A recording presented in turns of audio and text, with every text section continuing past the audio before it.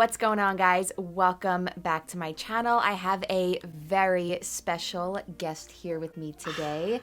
This is Todd, my fiance. If anyone is new here or just didn't watch any of my technique videos, those are the only videos that he's been in so far, but we have a pretty good question to answer today, so I wanted to bring Todd on here because Todd is a black belt in Jiu Jitsu, so I figured he could offer a really good perspective and a lot of really great tips for this question. So first, before we get into the question, like I said, Todd's never been on here actually speaking other than being my dummy and technique video. Jiu Jitsu extraordinary assistant. So I just want him to kind of introduce himself, let you guys know a little bit about him and his jiu-jitsu story. He's been training a lot longer than I have, so he's got a lot more experience. So Todd, take it away. I shall take it away. Thank you, my love.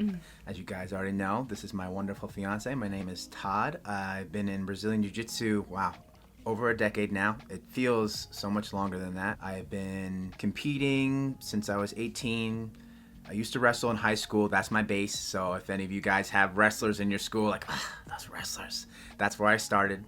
And These wrestlers are rough. And it was it'll be fun to talk about this. I was really excited when Kim mentioned this topic because it just kind of really brings me back through my own personal journey, and hopefully we can share some tips with you guys today that will be super beneficial, especially for Nigel that dropped the question. Nigel Thornberry. That's such a fantastic name. All right, so let's get into answering this question. All right, so this is the question. I'm currently a 3-stripe white belt, and I'm up for my 4th with the grading this weekend.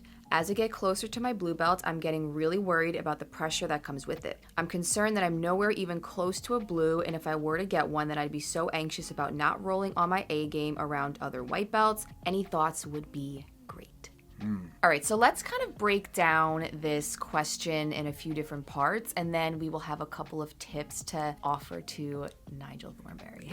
Yes. So the first thing that we both want to have you keep in mind, and really not even just for this person that asked the question, but everyone else who's dealing with this, because I feel like every person that trains jiu-jitsu goes through this. So like, you're not alone. Trust your coach. Just remember, your coach would not be promoting you. He or she would not be giving you the next stripe, giving you the next belt if he or she did not believe that you deserve it. For me personally, the jump from white belt to blue belt was different from Nigel, because having the wrestling background certainly helped to learn top game, but from blue belt to purple belt, that was a little weirder transition, because now as a wrestler base, it's like, I don't really have any guard game. I'm like, are you sure? My coach Mike, who owns Black Hole Jiu Jitsu, he's like, shh, we're gonna get it right. It's like, he's like, trust me. I was like, okay. And from that point on, and like throughout my entire jiu-jitsu journey, it's like, let your coach take the wheel. You show up to practice, you listen to their instruction, and trust me, that anxiety is going to go fast because you have a coach that's there to support you through everything. Yeah, I remember when, I think with every belt that I've gotten so far, because if anyone else doesn't know, Todd promoted me from white to purple belt. So every time I was going to get promoted, I always felt like I didn't deserve the next belt. I think that that's something that everyone feels. You never feel like you deserve your next belt, right? And I remember from white to blue, I had gotten injured at white belt and I was out for maybe like 2 or so months. Yeah.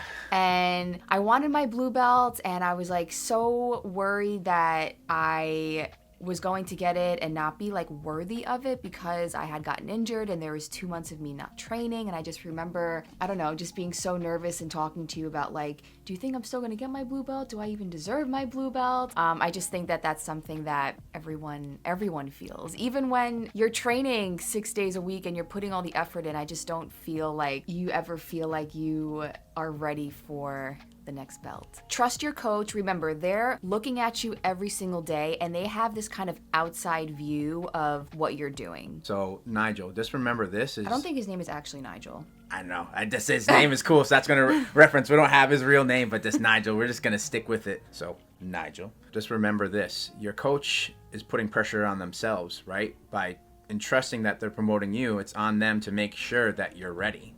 right? So you that feel you're adequately representing their program in their school as a new belt, right? So that's kind of a good way to put it. They're putting more pressure really on themselves, and not so much you, like yes you, but like just in general, because this as a whole, the community that I'm sure that you have, it's like, okay, I entrust all these new belts and they're going to represent me to the fullest, and it's on me to be as solid of an instructor as possible to make sure you guys are ready. so at the end of the day, just trust your coach. If they feel like you deserve another stripe, if they feel like you deserve a new belt, trust them. They have a lot more experience than you do. So just trust in your coach because they have your back. That's right. So the next part of this comment that we want to break down is what he mentioned about dealing with the pressure of being at a new belt and the pressure of having to perform a certain way. You're a new rank, right? So there's people sort of underneath you. So yeah, they're going to look up to you. People that are below you in rank are going to have some sort of expectation about your jiu-jitsu. Like, I'm not going to lie, that's just the way it is, right? That's the way it is. But this feeling of having so much pressure on yourself, it's natural. Like we said before, everyone goes through this. You're not the only one that feels like this. And feeling all of this pressure when you're getting a new belt or a new stripe is totally normal. It's totally normal, and it just shows that you care. It's like if you're going to a tournament, you're nervous because it's something you care about. You want to perform well. It reflects well on your coach. It reflects well on your teammates. So too is it for a belt promotion. You just want to represent to the fullest, and just realize that's coming from a great place, right? Because if you didn't care about it, it's like, what? You don't Then care what about living on the belt? what are you doing it for? Why are you even training for? Yeah. You know? I'll share a personal story with you guys. I actually rejected my black belt the first time it was offered to me. He did. I remember you telling me this. It was at a holiday party, and my coach came to me like, Todd. His coaches sometimes can be a little unconventional. What, he promoted you to black? No, he promoted you to brown belt or black belt in the basement. So funny enough, we were watching some UFC fights, and this was the promotion from blue belt to purple belt. We were hanging out, having a good time, watching fights, having chicken wings, and as I'm mid chicken wing, he's like, Todd, I'm promoting you to purple belt. And I'm like, "Rrr?" I'm like, wait, what? So, yeah. Oh, that was purple belt? Yeah, that was purple belt. Okay. And it was just like the strangest promotion. I'm like, is this how it's supposed to go down? For getting my black belt, which is, he came to me during a Christmas party and offered it. And I told him honestly, like, Mike, I don't think I'm ready for it. Like, I'd like to wait a little bit longer. And just a trademark of my coach having trust in me, he said, okay. And then I think it was about maybe 6 to 7 months later where I finally got it. Waterworks and the whole 9. But yeah, that was a very crazy experience. So why did you feel like you didn't deserve it? I didn't feel like, I didn't feel like I deserved my black belt because I just saw, when you get the black belt, right? When you first start jiu-jitsu, everybody aspires towards it. And then when it was in front of me, I'm like, dang, like. Todd got his black belt in 5 years. That's how much of a beast he is. Oh, 5 years. That's like me being a black belt right now, which is absolutely insane. I want to be a purple belt forever. I basically eat, breathe, sleep, jiu-jitsu, sleep on the mats, that whole stuff. So yeah, why didn't you feel like you deserved your black belt? Like what was that pressure you were feeling with this new, very big promotion? The pressure I was feeling, and I think everybody can relate, is just like I was scanning the other black belts in the room. I'm about to be with people that I've looked up to and competed in that are immensely high level instructors. Like, dang, like, am I going to represent to the fullest? If I feel like I'm not rolling to my best, if I feel like I'm not teaching to my best, like, I didn't deserve it. I just wanted to, okay, I'm about to get something I've aspired to since the very beginning of my training. Like, I don't take that lightly, and that's kind of the pressure that I put on myself. Yeah, but I think a little bit of pressure is good, right? Like, you don't, like you said before, if you don't feel any kind of pressure, if you don't feel any kind of emotion towards getting promoted, to me, I just think that shows that maybe you don't really care as much as you thought you did. So I think putting pressure on yourself can actually be a good thing. I think sometimes when we think of putting all this pressure on ourselves, it has kind of a negativity to it. But I think that putting some pressure on yourself can kind of drive you to be even better than you were. Putting pressure on yourself at a new rank forces you to literally train better, maybe study a little bit more, pay attention even more in class, really try to figure out what you're doing. It kind of pushes you to just be better than you were, say, when you were a white belt. Right. Not being a white belt anymore kind of shows that you're no longer a true beginner. Having that little bit of pressure on yourself, like I said, really forces you to pay attention more in class, maybe drill a little bit better, maybe put in more time drilling, maybe studying outside of class. It kind of forces you to really just figure out what you're doing and maybe being a little bit more technical, being more technical when you're rolling. I just think that putting a little bit of pressure on yourself can be a good thing. I think that it can just force you and push you to be better than you were. Yeah, just to piggyback off what you're saying, is just that pressure is just, you're graduating, right? It's like going up to that next grade, and with taking on a next grade, there's new responsibilities to take on. But it's exciting because, as Kim just said, you're not just the newbie anymore. You don't have that just stepped in the jiu-jitsu gym type of feeling where you don't really know what you're doing. Like, what are all these people doing? I feel like I'm just holding everybody back. The feelings that everybody have when they first come to the gym. Now you're moving towards blue belt, and you know what? People are going to be looking up to you. That's right. So you got to step your game up. So to kind of close out this point about dealing with pressure, it's normal, it's natural, it's a good thing, and it's really just going to make you better than you were. Okay, so now we have a couple of tips. We have 3 tips on just sort of how to navigate dealing with this new promotion, this new rank coming up. What can you do to feel better about it? So tip number 1, we suggest scheduling a private with your coach. Yes, scheduling a private with your coach. So if you have a belt promotion coming up, naturally go to the teacher, right? And what they're going to do is they're going to lay out the game plan. They're going to lay out their expectations, the techniques that you should know as a blue belt. And just in general, for me personally, whenever I worked with my coach, I really tried to listen as carefully as possible. And it sounds redundant, right? Of course you should listen to your coach, but like just see how...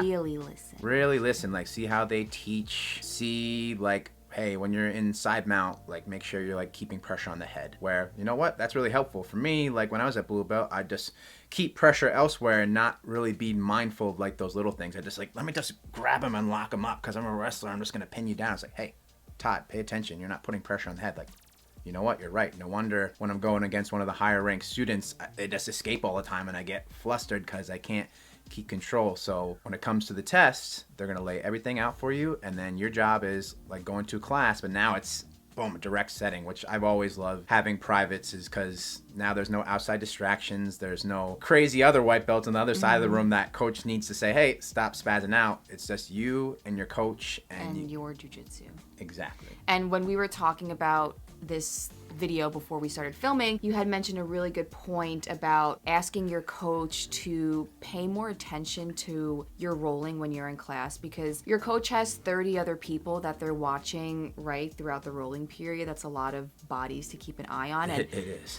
It's okay to ask your coach to just pay a little bit more attention, keep an eye on you when you're rolling. This way, they can really sort of hone in on what you're doing when you're rolling and what you really need to work on. Absolutely. And just remember, ask. If you don't ask, your coach is just going to presume that, oh, they're really confident. They must be ready.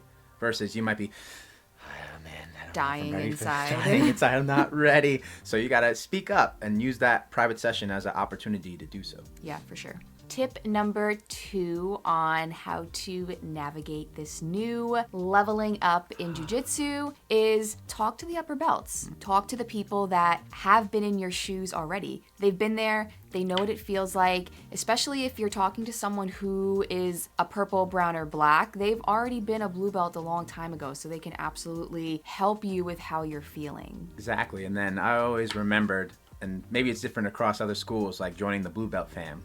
Like, I don't know about this. They're going to welcome you with open arms. Don't worry about those white belts coming after you. Your fellow blue belts are going to say, hey, we're going to get those white belts now. Don't worry about it. What I've always loved about jiu-jitsu is that sense of community. So even though you may be feeling the anxiety about getting the next belt, there's other people that went through it, and they're going to welcome you in because they understand it. They get it. And then it's like, wow, this is going to be a easier transition than I thought till I roll the higher ranked purple belt or brown belt that's going to come and smash me. But that just comes with the territory, right? Yeah.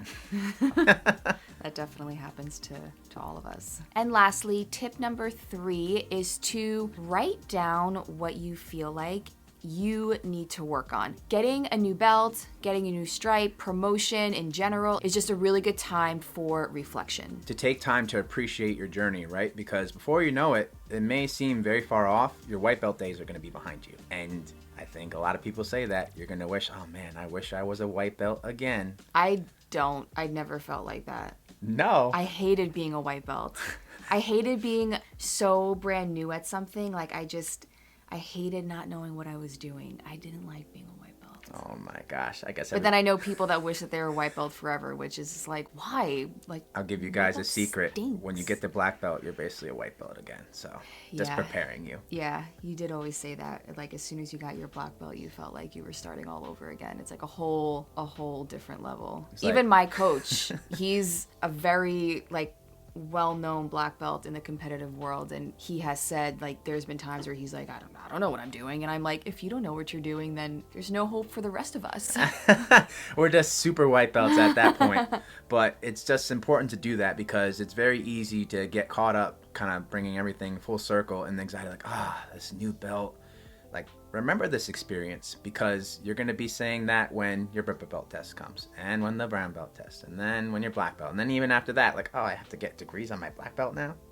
It's just... But if you write everything down and if you write down, what you feel like you need to work on at the end of your white belt as you transition into blue belt, it's really helpful to kind of just lay out everything on paper that you can see. And then years down the line, when you get promoted to your purple belt, when you get promoted to your brown belt, you can take a look back on things that you were dealing with earlier in your journey, and you can really see how much you've grown. Things that you are dealing with, things that you need to work on at white belt, they're going to be so different than things that you feel like you need to work on as you go to get your brown belt. It's going to be a complete 180, like two completely different worlds. So I think it'll be really helpful for you to write everything down now, get started, and then down the line, you can really take a look back on it and just really see how much you've grown. It's like putting a message in a bottle. Or when we had to in school write a future letter to ourselves. Mm-hmm. It's kind of like that. I can go back. I have old jiu-jitsu notes of mine. I wish I did. I always tell you guys to write things down, and